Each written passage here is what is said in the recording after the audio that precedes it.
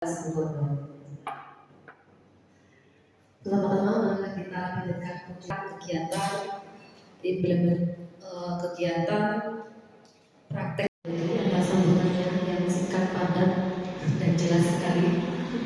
Baiklah, sekarang yang kedua yaitu sambutan dari Ibu Fasilitas Nasional, yaitu Ibu Windy Mas Triana SPD. Kami persilakan. Terima kasih. Tugasnya beda. Insya Allah tahun depan BPDPK akan mempunyai program seperti itu. Kegiatan ini merupakan kesempatan yang sangat baik, yang sangat berharga untuk kita semua, karena kita bisa saling berbagi pengalaman, pengetahuan, berbagi praktek baik untuk meningkatkan kualitas pendidikan. Jadi kami harap kegiatan ini bisa menjadi inspirasi, motivasi untuk kita selalu berinovasi, meningkatkan kualitas pembelajaran atau pembimbingan di sekolah. Mungkin saya tidak akan banyak menyampaikan kata-kata atau sambutan, karena Bapak Alfa nanti akan menyampaikan dua jurus 1 dan jurus 2. Mungkin Bapak Alfa juga akan mempraktekkan bagaimana kemarin Bapak Alfa di Jawa Timur di Hotel Aria itu mendapatkan ilmunya. Terima kasih Bapak Ibu yang sudah hadir dan berpartisipasi di ternyata kok dapat juga akhirnya, ya mau nggak mau saya harus menyampaikan. Ini ingin menyampaikan oleh-oleh yang dari Surabaya, yaitu 7 jurus dengan hebat. Sebetulnya untuk 7 jurus ini kita fokuskan ke guru BK, tapi nanti pengimbasannya nanti monggo. Harapannya nanti pasukan dalam akhir ya. Nah, setelah kita berbagi ini, kita diawasi langsung oleh basnas kita yang satu kabupaten, yaitu kalau saya misalkan di sekolah ngajar selama 2 jam itu kayak 10 jam, apalagi dengan kondisi anak yang sekarang macam-macam. Mungkin kalau di SMP 1 kita beda ya. Saya pernah nyoba di sana, itu memang enak. Apakah ini karena faktor sistem atau enggak? Tapi saya lebih suka ini adalah bakat dan karakter saya. Tapi kalau misalkan saya pas berada di sawah, berada di berhubungan dengan ternak, artinya berhubungan untuk interaksi yang baik, itu selama 1 hari itu tidak terasa. Tahu-tahu kok sudah mau balik pada saat istirahat, makan, sholat, ya duduk-duduk, ingin kembali lagi ke sawah, ingin kembali ke kandang itu, kandang sapi. Nah, dengan kondisi seperti ini, dengan kondisi yang seperti ini, ya saya juga tidak bisa berbukti lah. Anggap apa yang saya lakukan ini intinya dengan terpaksa lah. Katanya orang kuno, lakona, senengi, kalakuan, itu aja sudah biar saya bisa enjoy walaupun dalam keterpaksaan gitu. Anggap saya menerima dengan ikhlas apa yang sudah Allah berikan kepada saya. Itu aja dari saya. Terima kasih. baik, terima kasih Pak Motor, kasih plus untuk ada 7 jurus yang harus kita kuasai. Nah, jurus 1 kita sudah kuasai Bapak Ibu. Tadi yang pertama asesmen gaya belajar, yang kedua bakat minat, yang ketiga kecerdasan. Nah, dari ketiga hasil asesmen ini digunakan untuk nanti ya Bapak Ibu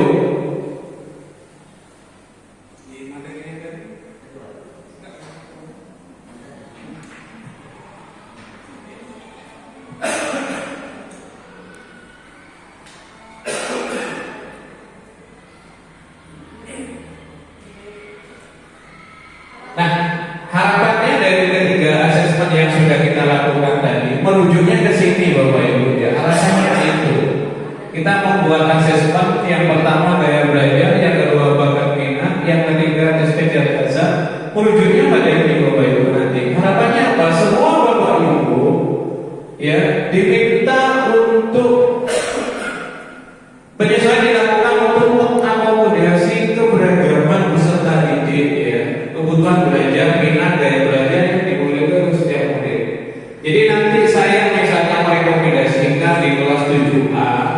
ada 9 orang gaya belajarnya visual, ada 7 orang gaya belajarnya auditori, sisanya masuk di misalnya kinestetik. Nah itu yang akan menjadi dasar kita dalam melaksanakan kegiatan pembelajaran di kelas. Ya. Endingnya apa? Adalah memastikan seluruh murid dapat belajar secara efektif, Bapak Ibu. Ya. Yang ini tujuannya adalah memastikan seluruh murid dapat belajar secara efektif dan mengembangkan potensi secara maksimal tanpa mengalami ketertinggalan atau frustasi. Ini harapannya ya Bapak Ibu. Kenapa di jurus 1 di yang sudah saya sebutkan tadi merujuknya ini nanti. Jadi seluruh siswa itu terakomodasi, ya. Itu harapannya Bapak Ibu. Ini yang gaya belajar tadi ada 3, kemudian bakat minat.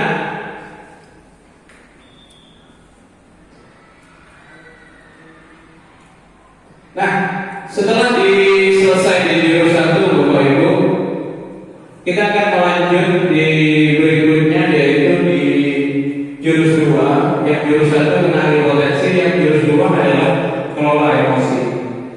Nah dari Bapak Ibu yang sudah isi angketnya itu nanti bisa dipastikan hasil dari angket itu akan menjadi dasar seluruh Bapak Ibu guru nanti dalam berinteraksi dengan peserta didik.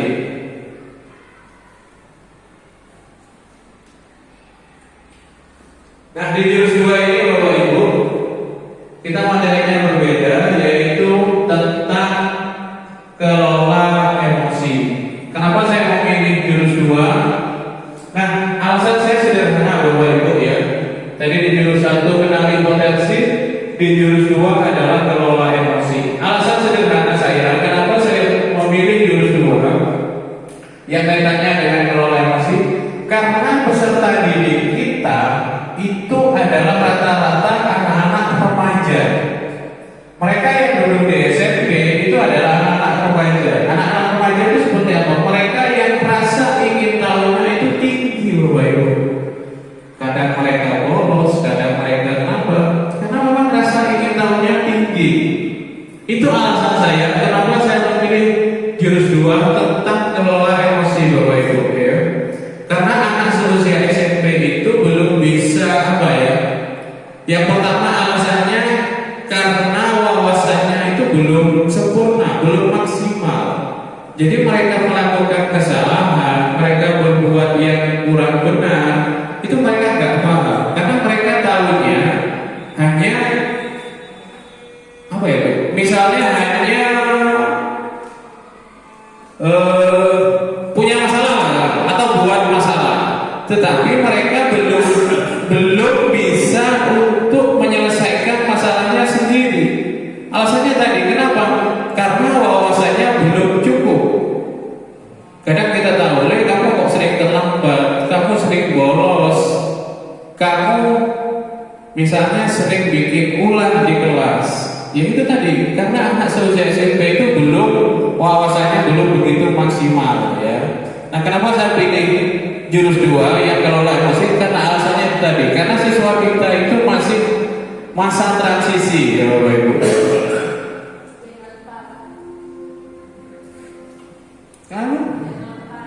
Kenapa? Oh gen alpha ya. Di siswa kita itu masuk di gen alpha. Apalagi kalau yang sekarang itu siswa kita itu dinamakan generasi strawberry. Jadi dari luar indah, cantik, menarik, tapi dia di dalamnya mudah apa ya Bapak Ibu ya, rapuh gampangnya ya. Nah ini jurus 2 ini Bu, kelola emosi. Nah di materi kita untuk mengetahui emosi siswa itu kita kenal dengan istilah namanya sel Bapak Ibu ya. Ini teorinya siapa kemarin ya? Holland ya. Arnold ya, Elias dan Arnold ya Bapak Ibu ya. Teorinya itu ini social emotional learning ya, atau kita kenal dengan istilah sel. Nah, di sel sendiri itu dia dari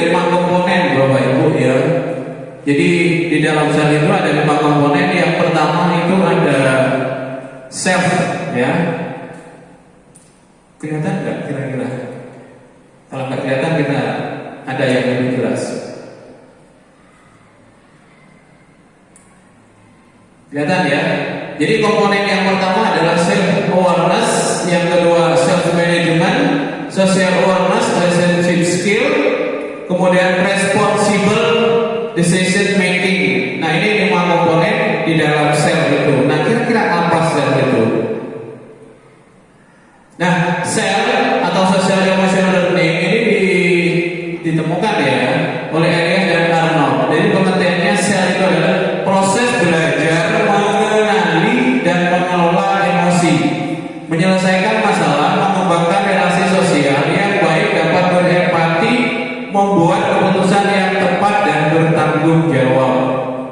Nah, di dalamnya itu ada 5 komponen tadi ya Bapak Ibu ya. Nah, ini komponen yang pertama ya Bapak Ibu, ada self awareness, yaitu pengertiannya menyadari diri. Kecil ya tulisannya. Ini saya screenshot ya, karena kemarin Bu Ana itu saya download ke Word, dia harus berbayar karena ukurannya besar. Jadi saya screenshot terpaksa, nggak mau ya. Self awareness atau menyadari kemampuan untuk memahami emosi, pemikiran, nilai-nilai yang mempengaruhi perilaku dalam situasi. Nah, apa aspek yang bisa dilakukan? Saya bisa mengenali emosi saya seperti saya senang, sedih, takut, malu, khawatir, dan lain-lain. Kemudian yang kedua, self management atau mengelola diri adalah kemampuan untuk mengatur emosi, pemikiran, dan perilaku secara efektif pada situasi yang berbeda. Nah, kalau penerapannya saya tahu caranya untuk menenangkan diri saya saat marah, takut, khawatir, dan lain-lain. Nah, ini yang ketiga, ada response decision making, kemudian ada relationship skill, ada social awareness. Iya, awareness ya, bacanya. Social awareness.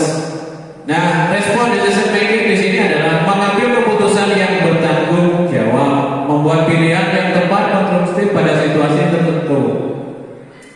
Kalau penerapannya saya mengalami keputusan yang saya ambil dapat berdampak pada diri dan orang lain. Kemudian ada relationship skill, apa itu? Terampil berrelasi, kemampuan memahami perspektif yang berbeda termasuk berempati terhadap kondisi individu dengan latar belakang yang berbeda. Saya menjadi pertemanan sehat dengan mereka. Kemudian yang terakhir, social awareness atau peduli sosial. Nah, selain tadi di sel sendiri ya Bapak Ibu, ada 4 kompetensi yang perlu diasah oleh guru nih Bapak Ibu agar proses pembelajaran pelayanan BK dapat berlangsung dengan baik. Ini kayak rumusnya siapa Pak? MC kuadrat Albert Einstein ya. Cuman ini bukan rumusnya Albert Einstein ya Bapak Ibu ya. Tapi ini proses nanti lainnya yang bisa dilakukan. EMC apa EMC? E-nya itu agak naik Pak. Ya. E-nya itu empati, M-nya itu mindfulness ya. Kemudian C-nya critical inquiry, kemudian C yang satunya compassion ya.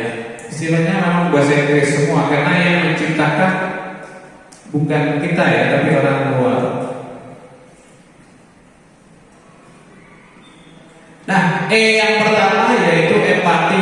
Empati merupakan sebuah kemampuan yang dimiliki dalam memahami murid secara mendalam baik situasi pribadi maupun sosial serta peduli terhadap perhatian. Jadi kalau guru itu lihat siswanya ada yang sedih, lihat siswanya ada yang marah, lihat siswanya ada yang galau. Nah, di sini tugasnya Bapak Ibu guru ya, empati.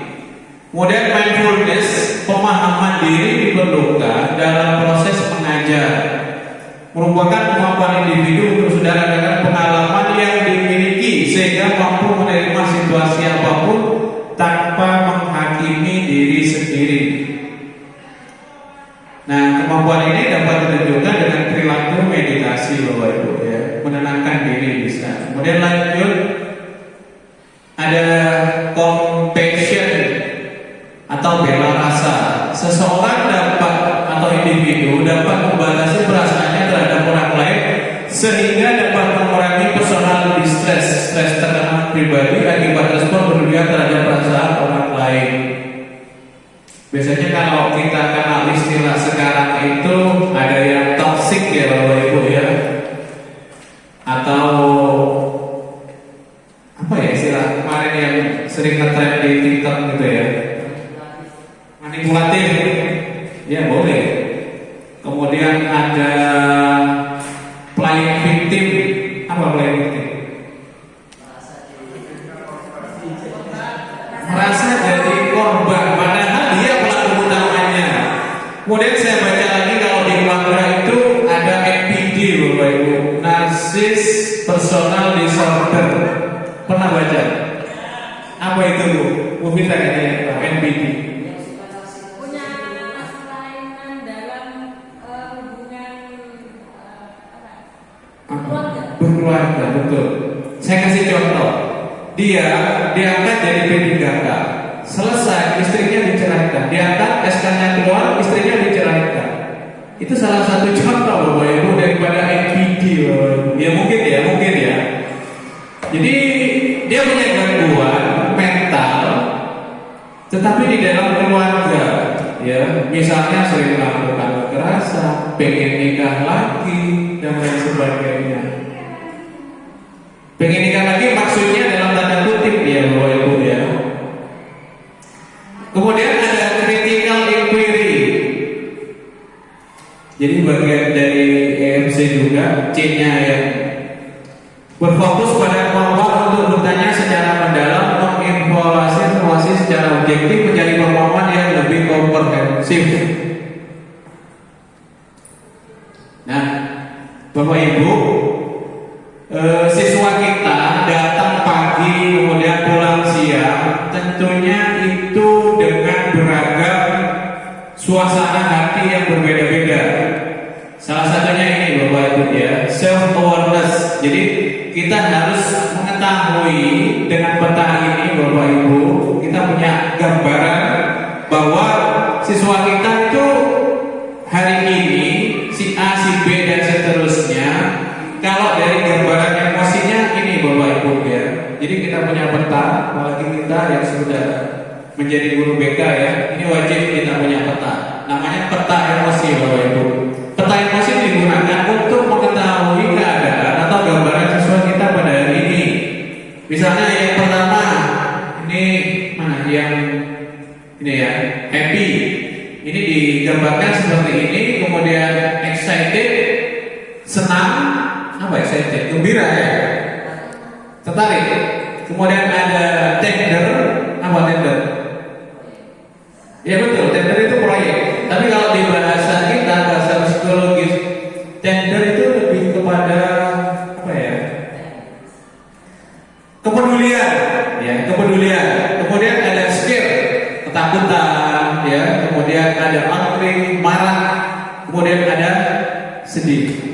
Nah peta ini Bapak Ibu, kalau kita di dalam kegiatan pembelajaran, kenapa siswa saya ini ada yang bentuk mukanya kayak gini, ditekuk Bapak Ibu ya.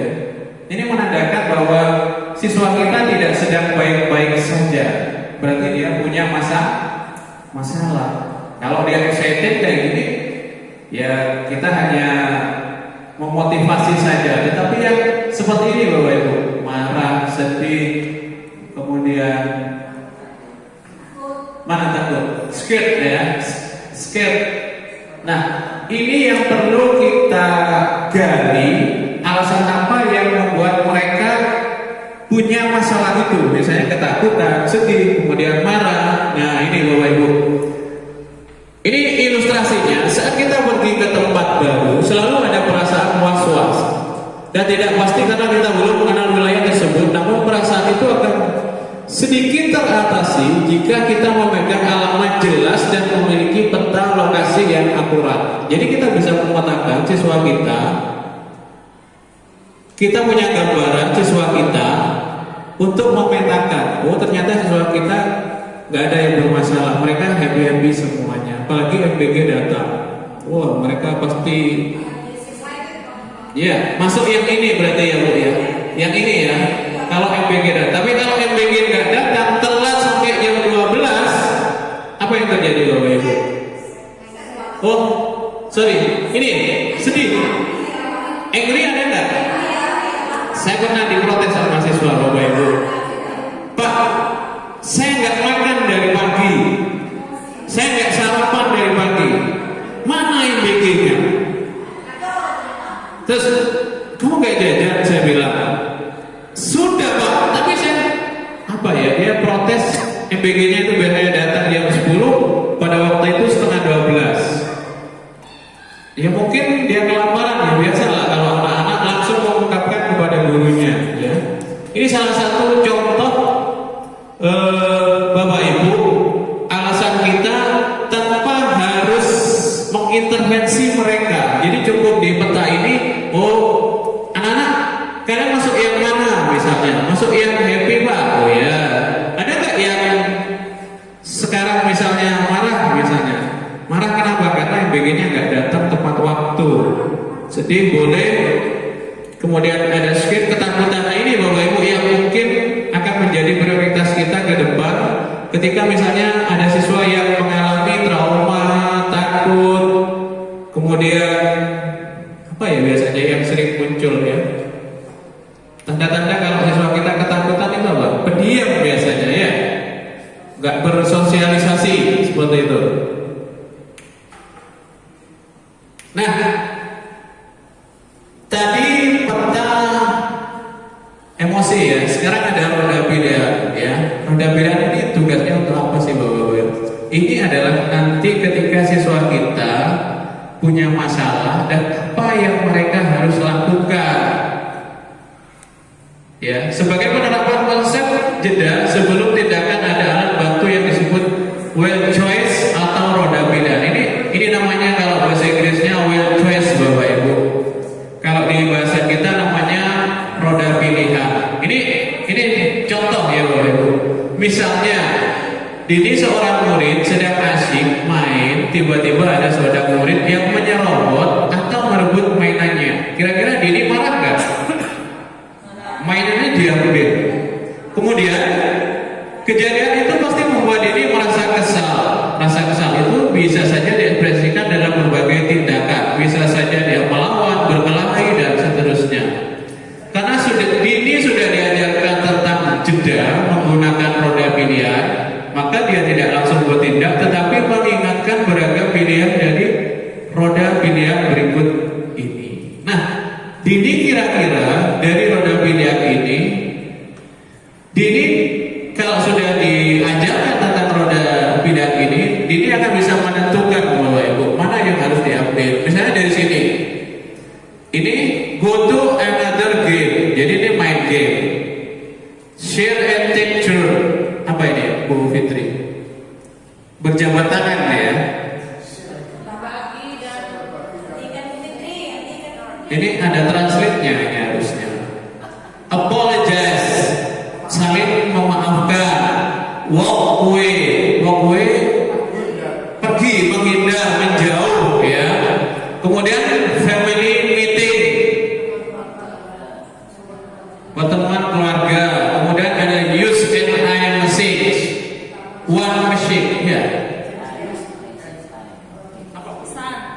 Pesan ya, satu pesan. Kemudian tell them to stop,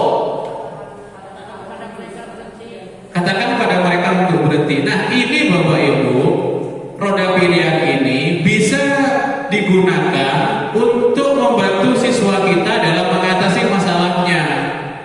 Misalnya ada siswa kelas 9 datang ke siswa kelas 7, misalnya ya usil misalnya. Ketika mereka sudah mengetahui roda pilihan ini mana yang harus diambil, ketika kakak kelasnya datang minta misalnya usil, misalnya mereka pakai cara ini, misalnya walk away, menghindar atau menjauh, boleh silakan. Misalnya